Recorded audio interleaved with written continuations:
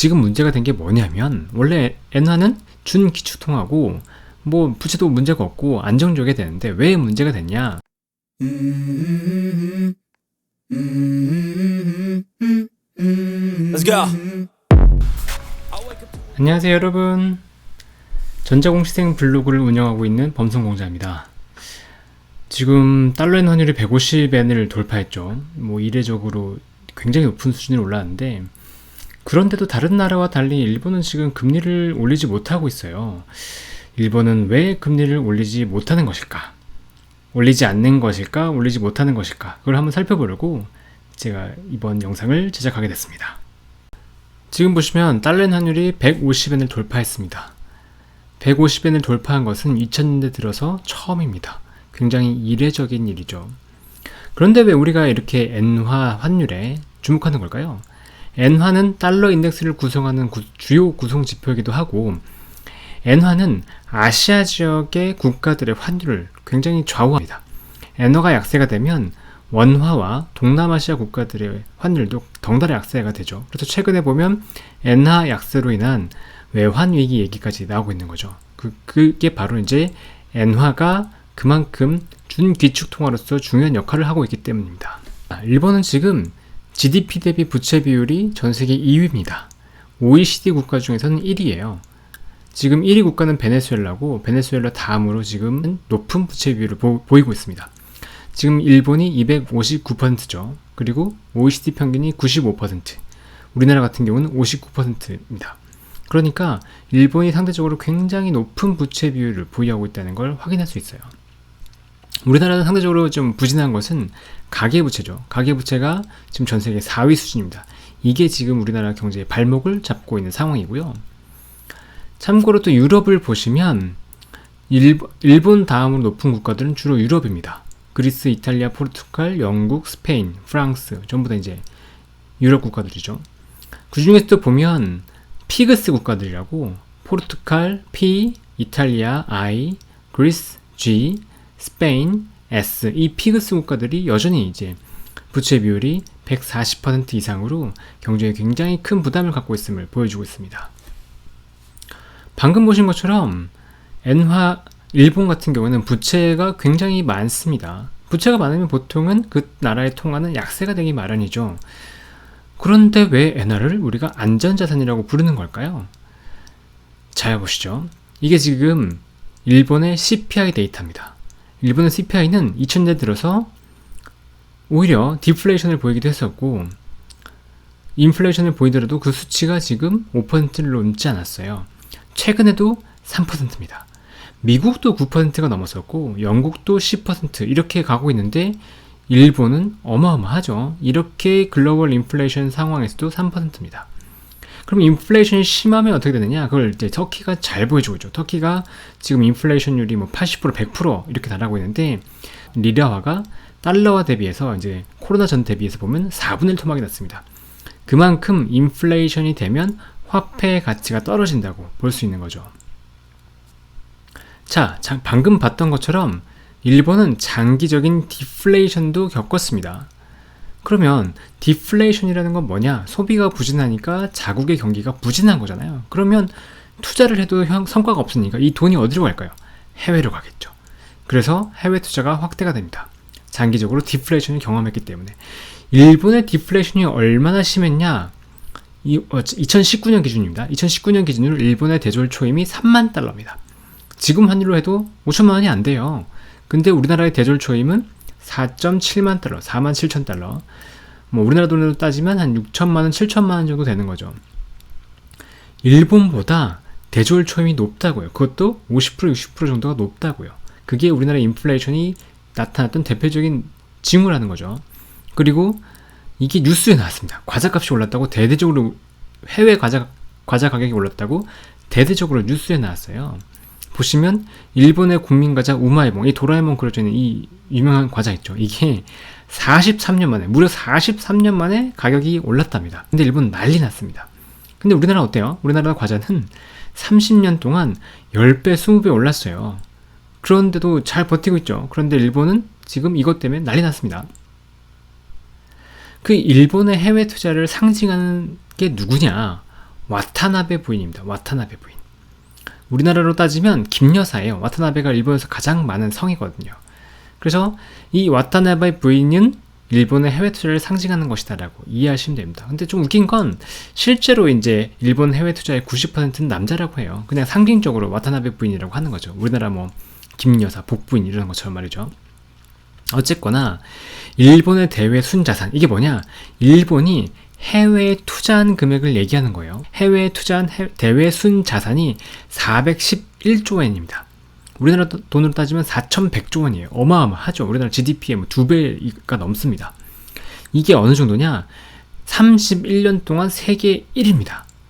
31년 동안 해외 투자를 가장 많이 한 나라라고요. 그런데 이게 어떤 영향을 주느냐? 만약에 세계 경제가 흔들린다고 해볼게요. 그러면 돈은 어디로 가요? 자기 나라로 돌아가잖아요. 자기 돈이 필요하니까. 그러면 일본의 자금은 당연히 일본도 자국으로 향하죠. 근데 대외 순자산이 1등이잖아요. 그러면 일본의 엔화가 강세가 된다고요. 왜냐고요? 해외 자산을 팔고 다시 일본으로 들어오면서 엔화를 사야 되잖아요. 그러니까 엔화가 강세가 된다고요. 그러니까 엔화가 지금까지는 안전자산으로 인식이 됐다는 거죠. 그렇네. 어쨌든 간에 부채가 높은 거 아니냐. 대외 순자산이 높아도 그렇게 생각할 수 있죠. 근데 일본의 부채를 좀 까보자는 거죠.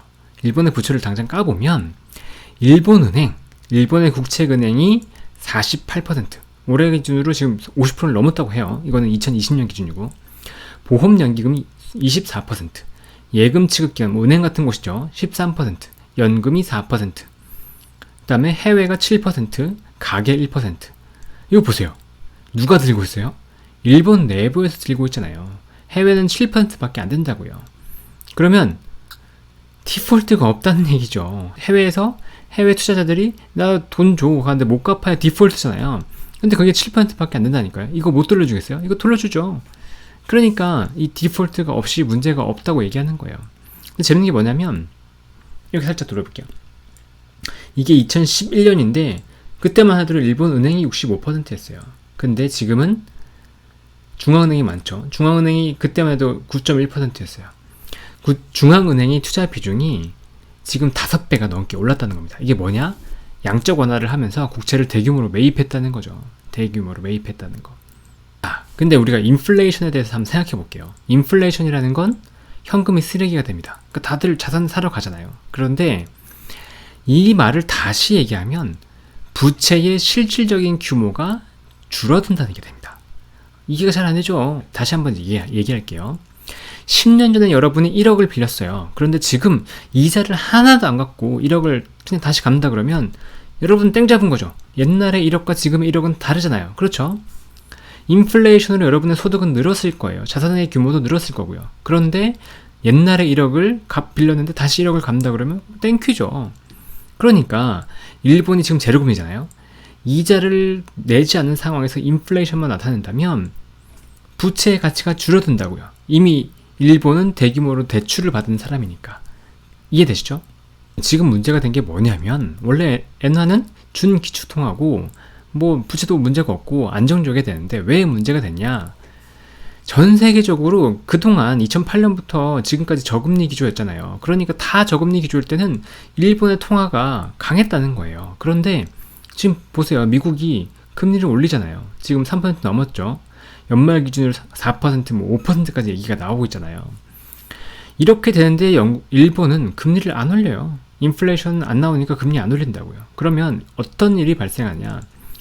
미국에서 3%, 4% 수익을 안정적으로 낼 수 있는데 일본에 투자하겠냐고요. 안 하겠죠. 그러면 일본의 자금은 밖으로 나간단 말이에요. 밖으로 나갈 때 어떻게 해요? 엔화를 팔고 나가야 되잖아요. 해외 투자가 됐든 일본의 뭐 와타나베 부인이 됐든 돈이 나가게 된다고요. 더 높은 수익률을 찾아서. 그게 지금의 현상입니다. 그러니까 엔화가 약세가 된 거예요. 그러면 이걸 막으려면 다른 나라처럼 일본도 금리 올리면 되는 거 아니냐? 그렇죠. 그런데 문제가 뭐냐? 일본이 지금 보세요. 전 세계 GDP 3위의 경제 대국입니다. 미국, 중국 다음에 일본이에요. 우리나라 대비해서 한 2.5배 정도 됩니다. GDP가. 그런데 GDP 대비 부채가 아까 260%, 259%였잖아요. 260% 정도. 그럼 일본의 부채가 지금 1255조 엔인데 금리가 1%포인트 오르면 어떻게 될까요? 이자가 12.5조 엔, 우리나라로 따지면 120조 원이 늘어난다고요. 2%포인트면 240조 원이라고요. 1%포인트가 오를 때 GDP를 한 2% 이상 깎아먹는다니까요. 2%포인트가 오르면 4%, 5%를 깎아먹어요. 지금 일본이 뭐 하고 있어요? 지금 경제 성장하는 게 최대 목표잖아요. 그런데 금리 어떻게 올리겠어요? 금리 올리면 망한다니까요. 근데 오히려 인플레이션을 원하죠. 저금리 상태에서 인플레이션으로 일본의 부채가 태워집니다. 일본이 인플레이션으로 GDP가 성장한단 말이에요. GDP가 성장하면 부채가 그대로라는 전제 하에서 GDP 대비해서 부채 비율이 감소하겠죠. 근데 금리는 낮았으니까 이자 부담은 없잖아요. 그걸 원한다고요. 자, 정부만 문제가 되냐? 그게 아니라는 거예요. 일본의 부동산 담보대출을 보면 작년 이제 1월 기준이긴 한데 대출 금리가 0.475%, 고정금리를 해도 1.3%밖에 안 됐어요. 가게들이 엄청나게 낮은 금리로 지금 대출을 많이 받았다는 거죠. 그 금리가 그렇게 받은 대출이 GDP 한 70% 정도 돼요. 이것도 작은 규모는 아니죠. 우리나라보단 작지만. 그런데 제로금리에서 1%, 2%포인트 만약 금리가 오르면 어떻게 될까요? 0.5% 정도에서 1%포인트가 오르면 이자가 3배가 돼요. 2%포인트가 오르면 이자가 5배가 된다고요. 50만원을 이자를 냈다 그러면 250만원이 된다고요. 그런데 일본은 대표적으로 나라는 부강한데 국민은 가난한 나라예요. 아까 봤잖아요. 대기업 초봉이 우리나라보다 낮다니까요. 그러니까 국민들은 가난해요. 왜 그게 가능했냐?